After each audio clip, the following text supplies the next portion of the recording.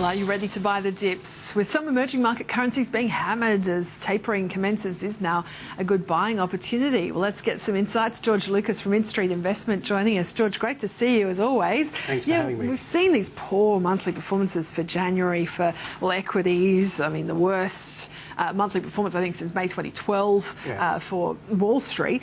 What's your view? I mean, are you, nervous about the whole emerging markets, or are you thinking, well, now's the time? I don't think now's the time to go back in. I'm not really nervous about the whole emerging markets.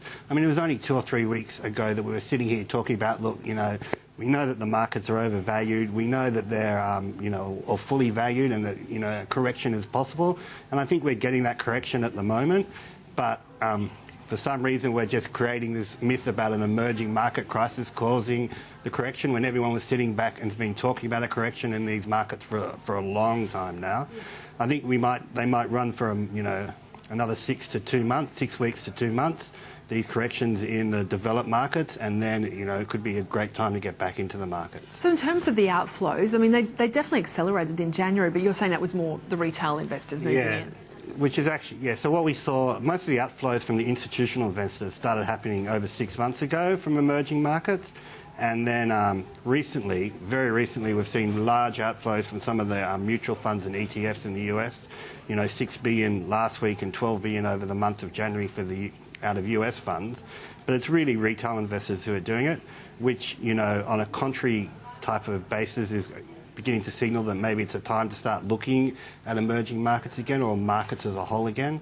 But there definitely is a shift of capital moving around. But we've got to remember that this emerging market crisis is really only affecting, a few countries like Turkey, Argentina, South Africa. Countries like China and Russia are being driven by what's happening internally there. And, we're more concerned about the PMI numbers or credit growth in China than we are about what's happening with capital flows in and out of China. South Korea, Philippines, Mexico, they'll probably do quite well out of this emerging market currency changes, just due to the fact that their economies become more competitive and they're very geared to American growth. And, a lot of it we just have to remember that one of the big reasons is that we do have American growth, and that's why they can taper, and that's why, it's still by far the largest economy in the world. Just on to the, where the flow is going, the shift that you were talking about there. US, Japanese equities, are they sort of the favoured point still? Yeah, and we've actually seen most of the flows recently from the emerging markets pretty much really go more into Japan. I mean, we've got to remember that for 30 years Japan has been the banker to the world, so when they move their capital, you can feel it. And so we have seen the Japanese currency outperform the US. That's one of the reasons why we had support for the Aussie dollar, because the Japanese currency has been rallying against the US, and it still is our second major trading partner. And, the Japanese equities for us, we can probably see, the estimate is for about 20% earnings growth out of Japan for this year, and that compares to about 6.5% estimate for the US. And, the PE ratio, probably the forward PE ratio is around 13.5 compared to the US, which is on 15.5, 16. And so from a valuation point of view, Japan's a very attractive market at the moment. And what are you buying there? Which companies or sectors? I mean, is it tech? Is it? Well, we tend to be macro, so we just tend to buy the markets when we look at them. Yeah. But we do favour the tech sector. And we've seen that in the US too, that a lot of what we would call tech, but it's really the new companies like the Googles, the Amazons, have been holding up really well in the current. So if you have a look at the NASDAQ 100, it is nowhere, had nowhere near the correction that the S&P 500 or the Dow Jones has had. And just on the correction then that you say perhaps there's some more though to go. I mean, how much? I mean, we're talking about 3.5% in January off the S&P 500, 5% for the Dow. How much more? Well, I kind of tend to look at it at timing rather than actual sizes. So I'm thinking maybe another 6 weeks to 2 months of this type of weak markets, and then we may see a turnaround come after that. Okay. Then on to the China PMI data that you were talking about there.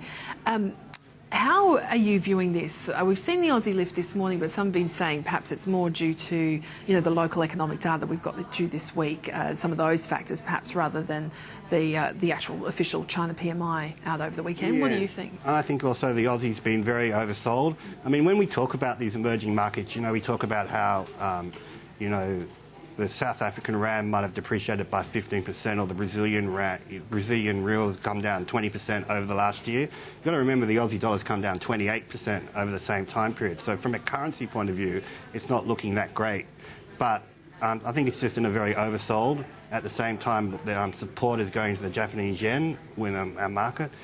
You know, we constantly live in fear about China. We have for the last 3 or 4 years. But for Australia, we continue to see our exports grow significantly. Any growth in South Korea will be fantastic for Australia. It's like our third major trading partner, and we're seeing acceleration of growth in South Korea on the back of what's happening in the US. So we kind of get fixated. You know, manufacturing is not the whole story in China. They still continue to demand. You know, we've had really bad PMI numbers for the last 2 years come out of China, of quite weak. China's continued to maintain a 7.5% growth rate, and Australia's maintained double-digit growth of exports into China. And just finally, of course, central bank meetings this week. We hear from the RBA, and we haven't heard from them, since late last year. Yeah. So there's been a while. What do you think? I mean, are they going to, change that easing bias, alter that, get rid of it? RBA will be on hold this week. I think due to the weaker currency and the rising inflation that we've seen, that there's no reason at the moment to cut interest rates. I think the big meeting that the whole market will focus on is the ECB meeting, which happens on Thursday. And well, they can cut rates again. Yeah. I think if they don't cut rates this meeting, they will cut rates at the March meeting. Yeah. But it'll be very interesting if they don't cut rates now, how dovish their statement is after the ECB meeting. But that's really, I think, will be the central meeting for the markets this week. And then the employment numbers, I don't think will be watched that much. I mean, if they come out really bad, they will be. The non-farms. The non-farms. If they come out really bad, there's obviously going to have a market reaction. But I think the Fed has signalled to the market that they've got a pretty high threshold now. So if they come out, 150 or 180,000 rather than the 200,000 expected, I don't think the market will change much, because I think they'll just go, well, the Fed will still continue tapering on the back of those numbers. Okay, George, always great to get your analysis. Thank you so much for joining us this Monday. George Lucas there from Instreet Investment.